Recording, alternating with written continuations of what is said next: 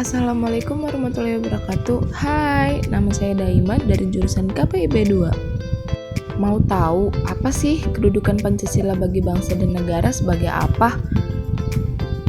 Ya, tentu kedudukan Pancasila yaitu sebagai dasar negara. Nilai-nilai Pancasila perlu sekali kita kembangkan dalam kehidupan sosial budaya. Hal ini dimaksudkan agar tercipta suasana yang tenang, sejahtera, damai, dan aman.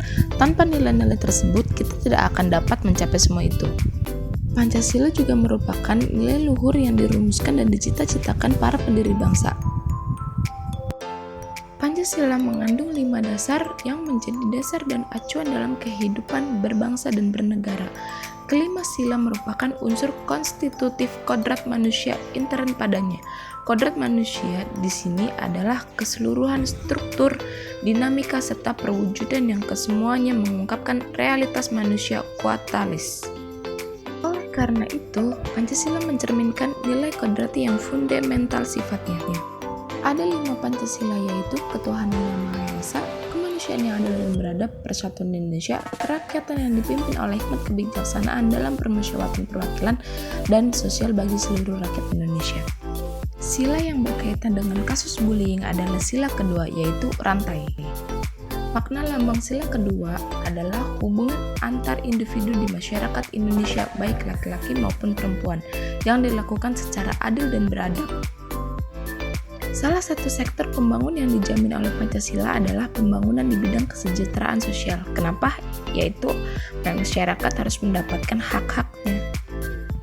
Dan keadilan sosial bagi seluruh rakyat Indonesia mengandung makna bahwa seluruh rakyat Indonesia atau anak Indonesia harus mendapatkan kesempatan yang sama terhadap sektor pembangunan, semisal sosial, ekonomi, kesehatan, dan lain-lain. Di sini juga ada penerapan sila kemanusiaan yang adil dan beradab dalam kehidupan sehari-hari, yaitu berlaku sopan kepada orang lain dan menolong teman yang sedang kesusahan. Sejumlah kasus bullying sudah warnai catatan masalah anak di awal 2020. Bullying adalah suatu pengalaman yang biasa dialami oleh sebagian anak-anak atau remaja di sekolah. Perilaku ini dapat berupa ancaman fisik maupun lisan. Beberapa perilaku bullying seperti ancaman, mengejek, mencela, merampas, dan memukul dilakukan individu atau juga kelompok. Bullying juga dapat berupa tindakan tidak langsung seperti menjauhi karena dianggap berbeda. Bullying sendiri pada dasarnya tindakan intimidasi ataupun psikologis yang terjadi berulang-ulang secara terus-menerus, membentuk suatu pola tindak kekerasan. Bullying pun sendiri berbeda dengan perkelahian yang biasa terjadi pada anak. Korban bully ini biasanya anak yang lebih lemah dibanding si pelaku tindak bullying. Bullying yang terjadi di sekolah yang disebabkan karena ada pergaulan yang dilakukan oleh teman-temannya. Karena perbedaan sosial dan ekonomi, jadi kita dapat menyimpulkan.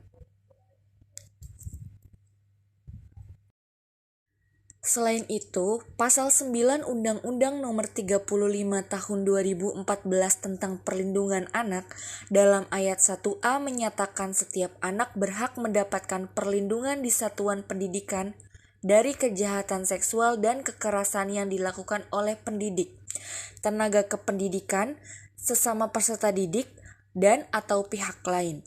Kasus bullying dianggap sebagai pelanggaran sila kedua Pancasila yang berbunyi kemanusiaan yang adil dan beradab, karena hak dan martabat seseorang tidak dihargai, di mana seorang individu diperlakukan tidak setara karena individu lainnya menganggap dirinya lebih baik dari dalam segi tertentu. Individu tersebut bersikap sewenang-wenang dan tidak adanya perilaku saling mengasihi antar sesama.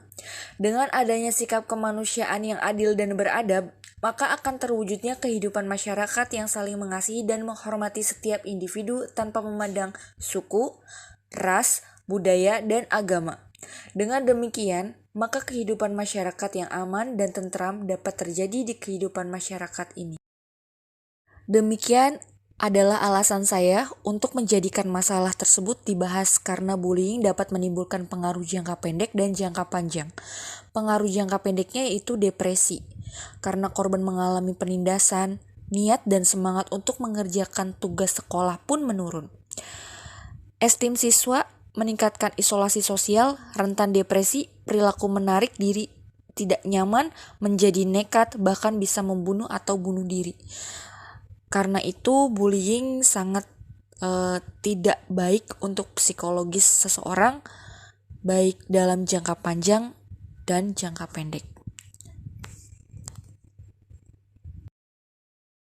Yang terakhir yaitu media sosial, salah satunya menggunakan media sosial seperti Instagram, Twitter, YouTube, blog, ataupun semua aplikasi yang bisa digunakan untuk mendapatkan informasi yang mudah didapat dan mengetahui pengetahuan yang luas juga bisa diakses di mana saja sebagai media. Terima kasih.